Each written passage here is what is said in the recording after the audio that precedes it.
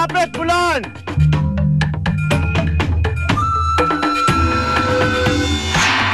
Tala, ito na ang bagong tribo, Bulan.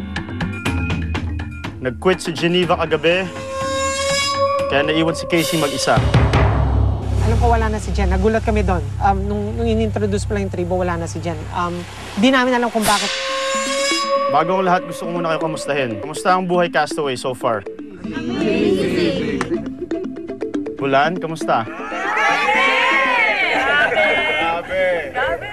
Okay, sa challenge na ito today, kailangan nyo magkaisa para manalo. Gusto nyo bang malaman kung anong pinaglalabanan nyo? Yes! Of course! Shelter materials. Nipa roofing.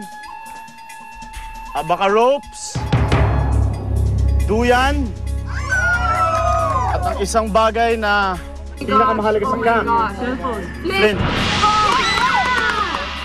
Tutuwa kami. Kahit na may nabuo na kaming shelter, sabi namin, maglagay tayo second floor.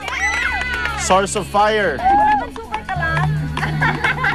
Na-excited kami noon. Pero yung Flint, medyo in-stop namin yung Flint. Kasi ang yayabang din namin kasi kaya namin gumawa ng apoy ng walang Flint. Excuse me. Sa challenge na ito, mapapalanunan nyo rin ang pinaka-importanting bagay sa larong Survivor.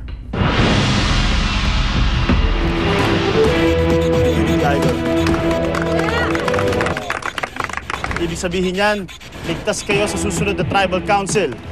Bukas din natin malalaman kung sino ang unang mapapatalsik sa isla.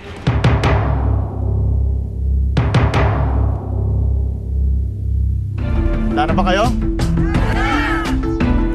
Ang tawag sa challenge na ito ay Kaya Natin To. 6 na miyembro ng bawat tribo mag-uunahang makatawid sa lahat ng A-frames habang may hawak na 3 lubid.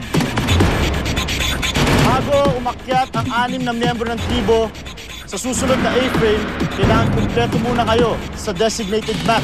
Kapag natawid na ng 6 na miyembro ang lahat ng A-frames, kailangan yung buhatin ng isang crate papunta sa starting point. Kapag nasa starting point ng crate, gagamitin nyo yung 3 lubid para hilain ang crate para makarating ito sa platform. Kapag ang crate ngayon ay nasa platform na, mag-a-assign kayo ng 3 puzzle solvers. Ang 3 puzzle solvers na yan ang magbubukas ng crate at magbubuo ng puzzle.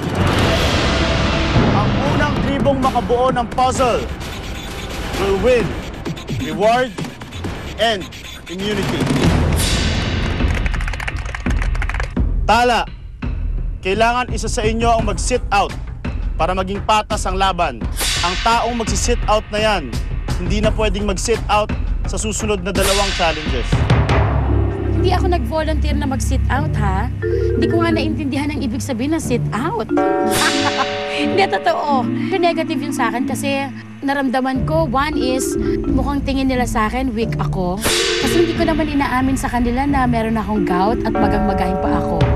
Tala, sino na ang inyong sit out? May will sit out. Okay, nakapag-assign na ba ng climbers and puzzle solvers? Automatic na sabi na namin, o sige, si Philo, si Jackie, at saka si Angelica doon na sa puzzle area. Bulan, nakapag-assign na ng climbers and puzzle solvers? Sa puzzle, we had Mama Belle, Isa, and Steph. Ako talaga super confident ako sa group ko. Dahil talaga mga athletes yan. Super confident ako na kayang-kaya nila yan. Confident din ako sa sarili ko kasi magaling ako sa problem solving. This is for reward and immunity! Survivors, are you ready? Ready! Go! At tamisin ang inyong araw with new Nescafe 3-in-1 Sweet and Mild.